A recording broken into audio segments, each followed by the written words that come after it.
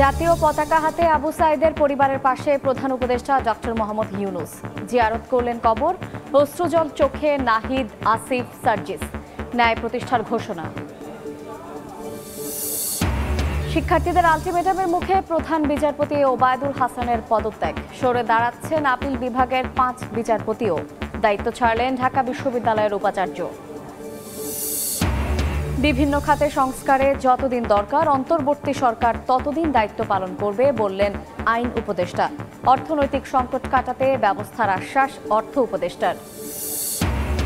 এবং রোদ বৃষ্টি উপেক্ষা করে রাষ্ট্র মেরামতের দায়িত্বে শিক্ষার্থীরা। সড়ক থেকে বাজার সবখানেই সরব উপস্থিতি। মনিটরিংয়ে কিছুটা কমতির দিকে পণ্যের দাম, বছর জুড়ে নজরদারি চান ভোক্তা। বাংলার সময় সঙ্গে আছে আমি শায়লা রহমান ইমা। যে লক্ষ্য নিয়ে আবু সাঈদ বুক পেতে দিয়েছিলেন তা বিফল হতে দেয়া যাবে না বলে মন্তব্য করেছেন অন্তর্বর্তীকালীন সরকারের প্রধান উপদেষ্টা ডক্টর মোহাম্মদ ইউনূস। সকালে রংপুরের পীরগঞ্জে কোটা সংস্কার আন্দোলনে নিহত আবু সাঈদের বাড়িতে যান 3 উপদেষ্টা। ডক্টর ইউনূস বলেন, ঘরে ঘরে বৈষম্য বিরোধী আবু সাঈদ তৈরি হয়েছে। বাংলাদেশে ধর্ম বর্ণ নির্বিশেষে কোনো বৈষম্য থাকবে না বলেও জানান তিনি। এর আগে সাঈদের কবর জিয়ারত এবং আত্মার মাগফিরাত কামনায় দোয়া করা হয়। রংপুরের পীরগঞ্জ থেকে বাবুল হোসেনের ক্যামেরায় সানবীর রূপলের রিপোর্ট।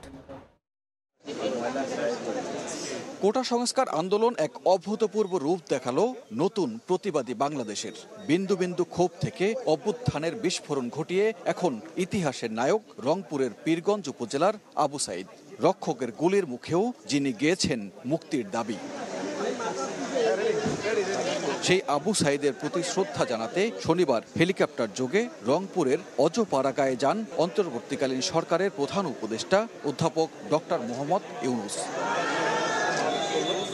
এ সময় প্রধান উপদেষ্টার সঙ্গে ছিলেন কোটা আন্দোলনের 2 নেতা, ডাক, টেলিযোগাযোগ ও তথ্য প্রযুক্তি মন্ত্রণালয়ের উপদেষ্টা মোহাম্মদ নাহিদ ইসলাম এবং যুব ও ক্রীড়া মন্ত্রণালয়ের উপদেষ্টা আসিফ মাহমুদ সজীব ভুঁইয়া। আবু সাঈদের বাড়িতে গিয়ে শুরুতেই তার কবর জিয়ারত করেন প্রধান উপদেষ্টা। সমবেদনা জানান পরিবারের সদস্যদের প্রতি। জাতীয় পতাকা তুলে দেন আবু সাঈদের পিতার হাতে। পরে প্রধান উপদেষ্টা বলেন, নতুন বাংলাদেশ গড়ার দায়িত্ব সবার। কোনো ধরনের গোলযোগ যাতে না হয় সে বিষয়েও সবার প্রতি আহ্বান জানান অন্তর্বর্তীকালীন সরকারের প্রধান উপদেষ্টা। আবু সাঈদ এখন ঘরে ঘরে, প্রত্যেক ঘরে আবু সাঈদ, এবং বাংলাদেশের যত পরিবার আছে সব পরিবারের সন্তান, এবং বাংলাদেশে এখানে জাতি ধর্ম নির্বিশেষে সবারই সন্তান। এখানে হিন্দু পরিবার হোক, মুসলমান পরিবার হোক, বৌদ্ধ পরিবার হোক, সবার ঘরের সন্তান এই আবু সাঈদ। কাজেই আপনারা খেয়াল রাখবেন যে কোথাও কোনো গোলযোগ যেন না হয়, কেউ ধর্ম নিয়ে কথাবার্তা না বলে, কারণ আমরা এই মাটিরই সন্তান, সবাই আবু সাঈদ। কাজে এদের সন্তানদের রক্ষা করা জাতি ধর্ম নির্বিশেষে, এটা আমাদের এখন কর্তব্য।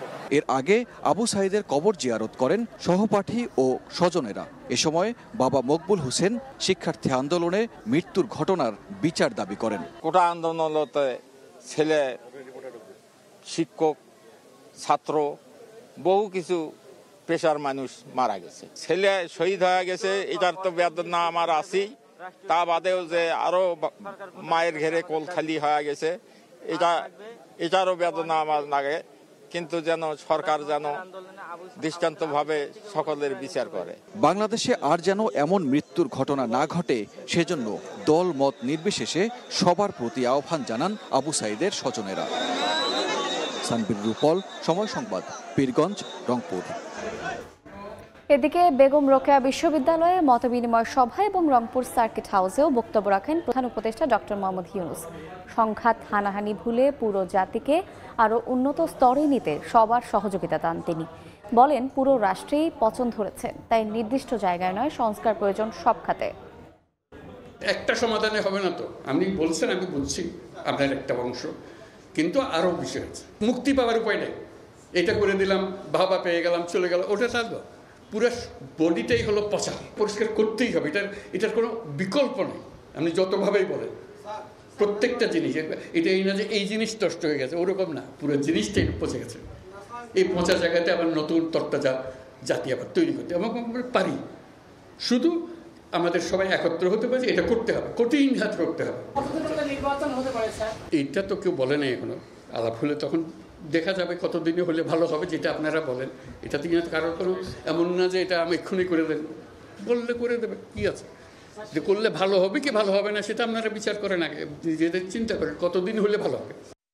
শিক্ষার্থীদের আলটিমেটামের মুখে পদত্যাগ করলেন প্রধান বিচারপতি ওবায়দুল হাসান। আপিল বিভাগের 5 বিচারপতিও সরে দাঁড়ানোর সিদ্ধান্ত নিয়েছেন। ভারপ্রাপ্ত প্রধান বিচারপতি করা হয়েছে আশফাকুল ইসলামকে।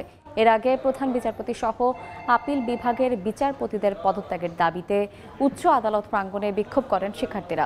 আদালতের প্রতি মানুষের আস্থাহীনতার জন্য বিচারপতিদের রাজনৈতিক সম্পৃক্ততাকে দায়ী করেন তারা।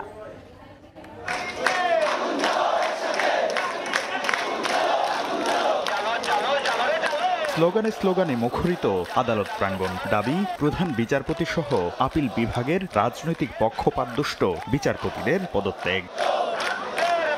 শনিবার সকালে প্রধান বিচারপতি হঠাৎ করে ভার্চুয়াল ফুল কোর্ট সভা ডাকেন। এই খবর ছড়িয়ে পড়লে বৈষম্য বিরোধী ছাত্র আন্দোলনের ব্যানারে ঢাকা বিশ্ববিদ্যালয়ে জড়ো হন শিক্ষার্থীরা। কিছুক্ষণ পরেই সুশৃঙ্খলভাবে মিছিল নিয়ে হাইকোর্টে প্রবেশ করেন তারা। মুহূর্তের মধ্যেই বিভিন্ন স্কুল, কলেজ ও বিশ্ববিদ্যালয়ের শিক্ষার্থীরাও উপস্থিত হন সেখানে। খণ্ড খণ্ড মিছিল আর হ্যান্ডমাইকে বিচার বিভাগ সংস্কার সহ নানা দাবি জানান তারা। এ সময় বিচার বিভাগকে দলীয় এজেন্ডা বাস্তবায়নের জন্য ব্যবহার করা হয়েছে বলে দাবি করে আন্দোলনকারীরা বলেন, এর পিছনে বিচারপতিদের দায় রয়েছে। বাংলাদেশে এই সুপ্রিম কোর্ট এবং হাইকোর্ট এগুলো হচ্ছে আমাদের একটা অভিভাবক স্বরূপ, কিন্তু এই স্বৈরশাসক হাসিনা তার দলের যত অনুগত নেতা কর্মী, ছাত্রলীগ বলেন বা যুবলীগ বলেন, তাদের যত লোক ছিল মূলত তাদের মাধ্যমে এই সুপ্রিম কোর্টকে কলঙ্কিত করেছে। আওয়ামী লীগ এবং আওয়ামী লীগেরই একজন প্রধান বিচারপতি ছিলেন। উনি দেশের আপাম জনতার যে প্রধান বিচারপতি হবে, দেশের যে প্রধান বিচারপতি হবে, উনি ওই প্রধান বিচারপতি ছিলেন না। যে মূল কারণ, যে মূল কালপ্রিট, সেই মূল কালপ্রিটটা হচ্ছে আমাদের প্রধান বিচারপতি। অর্থ পাচারকারীদের বিরুদ্ধে তদন্ত বন্ধের আদেশ দেওয়ার ফলে দেশের যে অর্থনৈতিক ক্ষতি হয়েছে তার দায় প্রধান বিচারপতি এড়াতে পারেন না বলেও দাবি আন্দোলনকারীদের। হাইকোর্ট থেকে করা হলো যে এস আলমের অর্থ পাচার নিয়ে কোনো অনুসন্ধান করা যাবে না, কোনো তদন্ত করা যাবে না। যেখানে একটাই দেশের সুপ্রিম কোর্ট হওয়ার কথা ছিল জাতির রক্ষা কবচ, এগুলোর ক্ষেত্রে তারা আরও সহযোগী ভূমিকা পালন করেছে। আমি যদি বলি যে আপনারা কেন ব্যবহার হয়েছেন, আপনাকে একজন ব্যবহার করতে চাইলে কি আপনি ব্যবহার হতে হবে? সরকারের মদদে একের পর এক বিতর্কিত ও রাজনৈতিক উদ্দেশ্য প্রণোদিত রায় দেয়ায় পদত্যাগের আলটিমেটাম দেওয়া হয় প্রধান বিচারপতি সহ আপিল বিভাগের বিচারপতিদের। আমরা নিশ্চিত করতে চাই ফ্যাসিজমের মূলোৎপাটন হয়েছে। আইনজীবীরাও সংহতি জানান শিক্ষার্থীদের সঙ্গে। শিক্ষার্থীরা যে দাবি করেছে, এই রক্ত স্রোতের ছাত্র জনতার বিপ্লবের পরে আমরা আইনজীবী সমাজ সেই দাবির প্রতি আমরা সংহতি জানাচ্ছি। পরে প্রধান বিচারপতি ওবায়দুল হাসান শাহীনের পদত্যাগের কথা জানান আইন উপদেষ্টা ডক্টর আসিফ নজরুল। পরে মোহাম্মদ আশফাকুল ইসলামকে ভারপ্রাপ্ত প্রধান বিচারপতি হিসাবে নিয়োগ দিয়ে প্রজ্ঞাপন জারি করা হয়। আমাদের প্রধান বিচারপতি কিছুক্ষণ আগে পদত্যাগ করেছেন। ওনার পদত্যাগ পত্র ইতিমধ্যে আইন মন্ত্রণালয়ে এসে পৌঁছেছে। আর দ্রুতই সুপ্রিম কোর্টের কার্যক্রম শুরু হওয়া প্রয়োজন বলে জানান অ্যাটর্নি জেনারেল। আমি অ্যাটর্নি জেনারেল হিসেবে যেটা মনে করি, নাম্বার 1 অতি দ্রুত সুপ্রিম কোর্ট খোলার ব্যবস্থা করার জন্য। এদিকে অন্তর্বর্তীকালীন সরকার গঠনে সাংবিধানিক কোনো ব্যত্যয় হয়নি বলে জানান রাষ্ট্রের প্রধান আইন কর্মকর্তা। শাকির আহমেদ, সময় সংবাদ, ঢাকা। টানা 5ম দিনের মতো সারা দেশের সড়কে শৃঙ্খলা ফেরাতে কাজ করে যাচ্ছেন শিক্ষার্থীরা। রোদ বৃষ্টি কোনো কিছুতেই হার মানছেন না তারা। নিরলসভাবে করে যাচ্ছেন ট্রাফিক নিয়ন্ত্রণের কাজ। তাদের সঙ্গে যোগ দিয়েছেন সাধারণ মানুষ সহ ফায়ার সার্ভিস ও আনসার সদস্যরা। শিক্ষার্থীদের সড়ক ব্যবস্থাপনায় খুশি যাত্রী ও চালকরা। শিক্ষার্থীদের মনিটরিংয়ের জন্য সারা দেশে বাজার পরিস্থিতি স্বাভাবিক হতে শুরু করেছে। কমতে শুরু করেছে সবজি, মাছ ও মাংসের দাম। এতে স্বস্তি ফিরেছে জনমনে। চাঁদাবাজদের দৌরাত্ম্য বন্ধ করার পাশাপাশি দাম নিয়ন্ত্রণে রাখতে ব্যবসায়ীদের সহযোগিতা চাইলেন শিক্ষার্থীরা। 5 দিন পর রাজশাহী, খুলনা, চট্টগ্রাম, বরিশাল, রংপুর সহ দেশের বিভিন্ন স্থানে থানায় স্বাভাবিক সেবা কার্যক্রম শুরু করেছে পুলিশ। দেশের অস্থির পরিস্থিতির কারণে একসময়ের ব্যস্ততম থানাগুলো পুরোটাই স্থবির হয়ে পড়েছিল। ভেঙে পড়েছিল আইনশৃঙ্খলা ও সেবা কার্যক্রম। তবে অস্থিরতা কাটিয়ে আবারও কর্মচঞ্চল হচ্ছে থানাগুলো।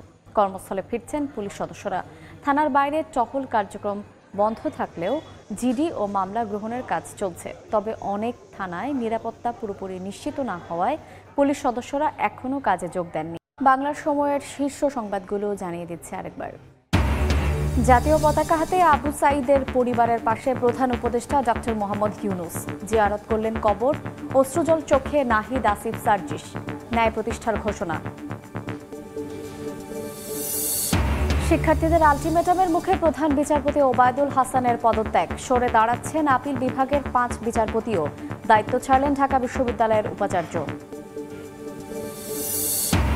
এবং বিভিন্ন খাতে সংস্কারে যতদিন দরকার অন্তর্বর্তী সরকার ততদিন দায়িত্ব পালন করবেন বললেন আইন উপদেষ্টা।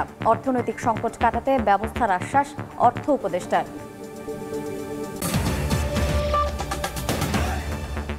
এ ছিল বাংলার সময়ের সঙ্গে থাকুন সময়ের।